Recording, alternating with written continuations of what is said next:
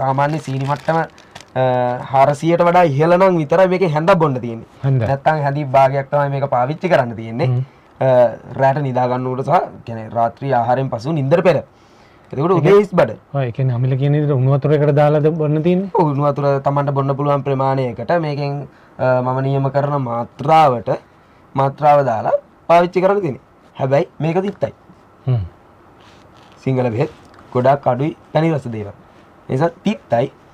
හැබැයි මේකේ තියෙන ලොකුම සිද්ධාන්තය තමයි ඒක අදට තාමත් මම මේක ගැන පරිශන කරන්නේ හොයන්නේ මේක වෙන්නේ කොහොමද කියලා. ඒකයි රුධිරගත සීනි මට්ටම ඉහළ ගිහිලා තියෙන කෙනාගේ විතරයි සාමාන්‍යතර හැරෙන්නේ.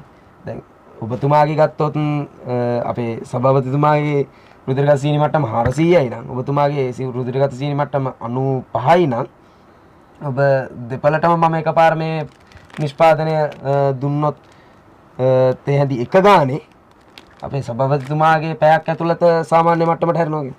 අපි කියමු 110ට වගේ කියන්නේ සාමාන්‍ය 200ක් 300ක් විතර අඩු වෙලානේ.